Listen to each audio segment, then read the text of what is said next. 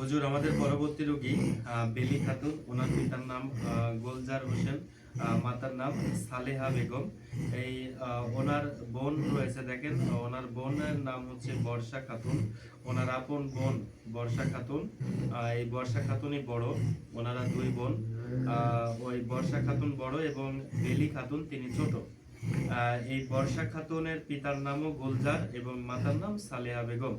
আমি ওনাদের পূর্ণ ঠিকানা বলে দিতেছি, আপনি এই মুহূর্তে গিয়ে এই বর্ষা খাতুন যেখানে আছে সেখানে গিয়ে ওনার আত্মাটা ধরবেন। বিসমিল্লাহির রহমানির রহিম।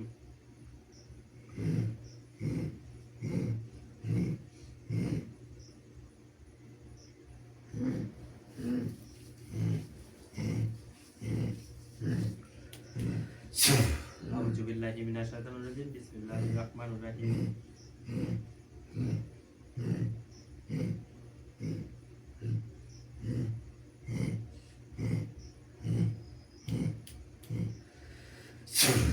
আউযু বিল্লাহি মিনাশ শাইতানির রাজিম। বিসমিল্লাহির রহমানির রহিম।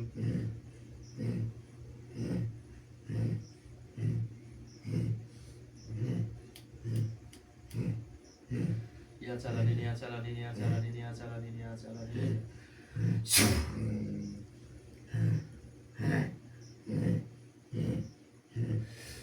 এই বর্ষা খাতুনের আত্মা ধরেন। হুজুর এই বর্ষা খাতুন কোথায় আছে?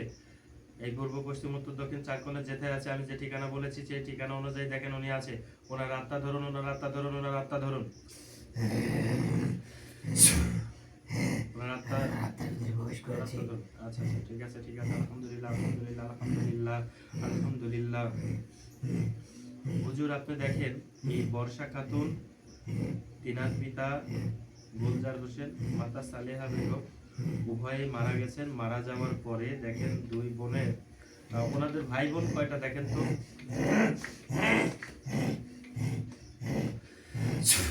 বেলি খাতুন বলেছেন যেটা, সেটার সাথে আসলে মিল আছে কিনা সেটা আমরা জাস্টিফাই করে নিই, যাচাই করে নিই। হুজুর আপনি দেখেন তো যে ওনারা ভাই বোন কয়জন? আমি দেখতে পাচ্ছি ওনারা দুই বোন। কোনো ভাই আছে? না। কোনো আর উত্তরসূরি আছে?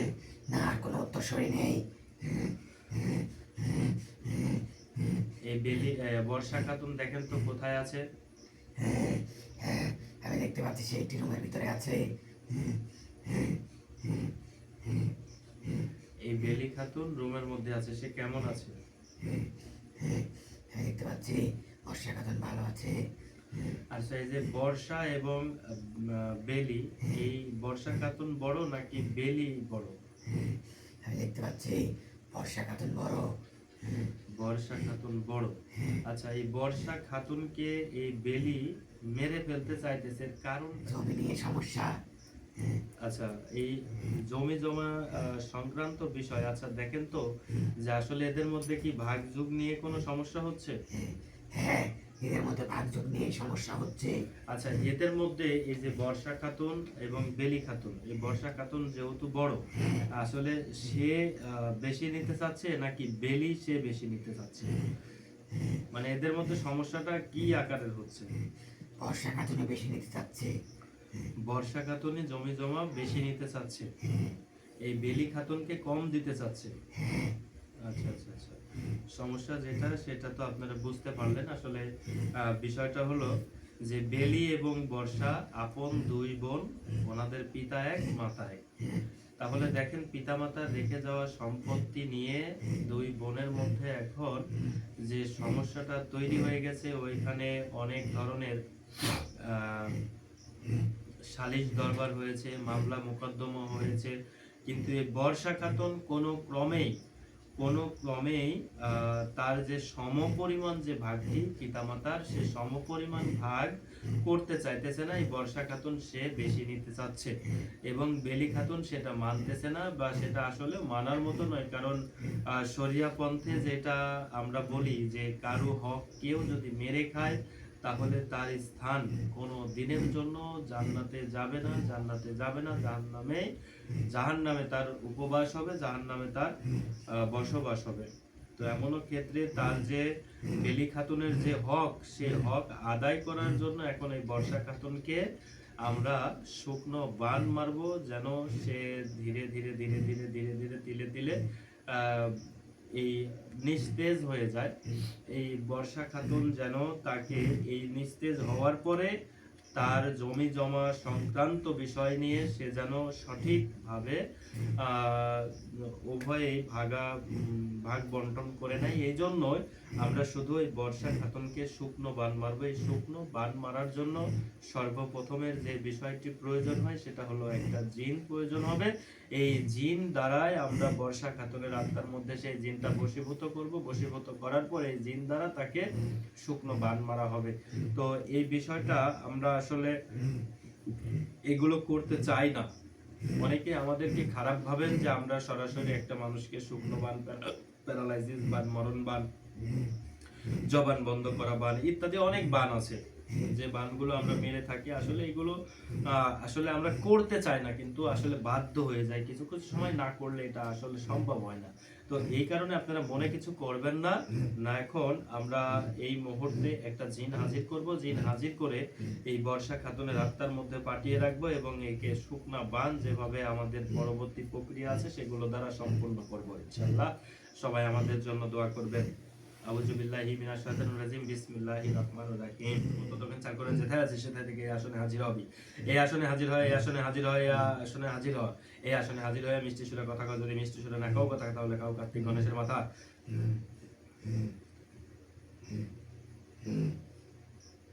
ইয়া হাজিরিন, ইয়া হাজিরিন, ইয়া হাজিরিন, ইয়া হাজিরিন, ইয়া হাজিরিন, ইয়া হাজিরিন। আউযু বিল্লাহি মিনাশ শাইতানির রাজিম, বিসমিল্লাহির রহমানির রহিম।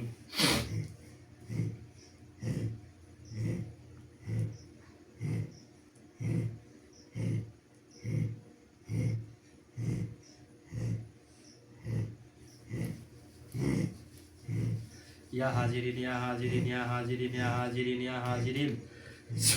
আউযু বিল্লাহি মিনাশ শাইতানির রাজিম, বিসমিল্লাহির রহমানির রহিম।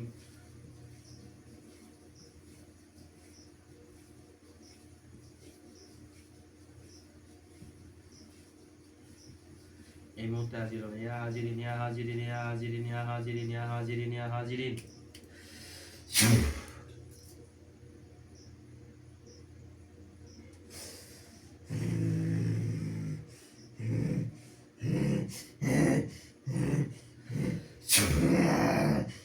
আপনার নাম কি?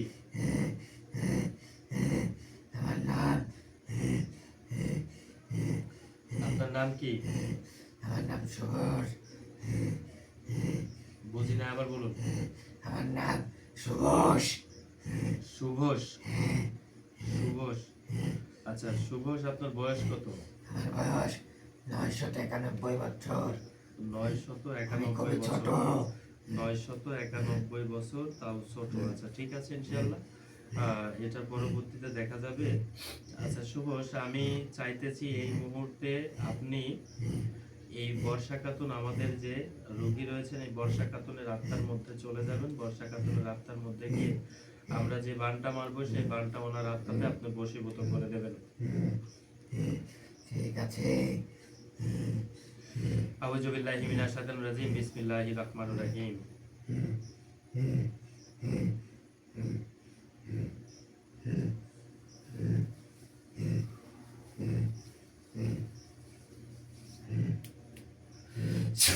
আউযু বিল্লাহি মিনাশ শাইতানির রাজিম, বিসমিল্লাহির রহমানির রহিম।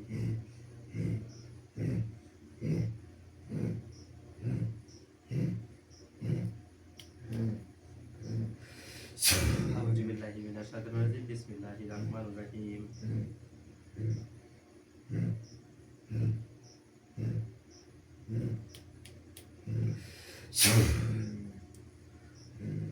যারা আপনি এই মুহূর্তে বর্ষা খাতুনের আত্মার মধ্যে প্রবেশ করেন, বর্ষা খাতুনের আত্মার মধ্যে প্রবেশ করেন, বর্ষা খাতুনের আত্মার মধ্যে প্রবেশ করেন। হুজুরের আগে বর্ষা খাতুনের আত্মার মধ্যে প্রবেশ করাই দেন।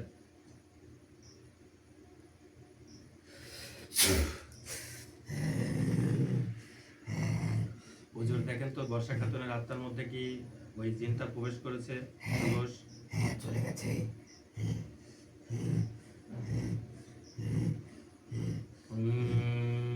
নমঃ শিব সাহা, অং নমঃ শিব সাহা, অং নমো, অং নমো, অং নমো।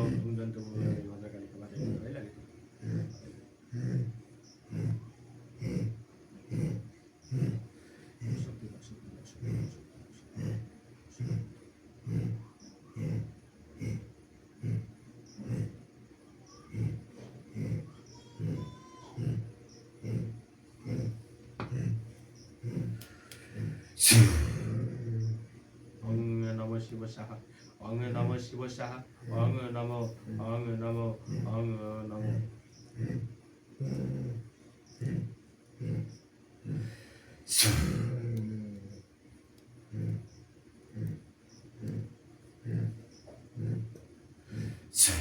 আসলে বিষয়টি আপনারা বুঝতে পারলেন যে আমরা একটা জিন চালানি করলাম। জিন চালানি করার পরবর্তীতে যে বিষয়গুলো থাকবে সেটা হচ্ছে এখানে যজ্ঞ করতে হবে। 3টা দিন যজ্ঞ করার মাধ্যমে আমরা তাকে মরণবাণ বশীভূত করতে পারবো, এবং যে আরো মরণবাণের যে বিষয়গুলো রয়েছে সেই বিষয়গুলো নিয়ে পরবর্তীতে ইনশাআল্লাহ আমরা আলোচনা করব। এই পর্যন্ত সবাই ভালো থাকবেন, আমাদের জন্য সবাই দোয়া করবেন। ইনশাআল্লাহ আমরা সবার জন্য দোয়া করি, সবাই ভালো থাকবেন, সবাই সুস্থ রাখবেন। মহান যে সৃষ্টিকর্তা রয়েছেন সবার সৃষ্টিকর্তা সবাইকে ভালো রাখবেন ইনশাআল্লাহ। সবাই ভালো থাকেন। আসসালামু আলাইকুম ওয়া রাহমাতুল্লাহি ওয়া বারাকাতুহু।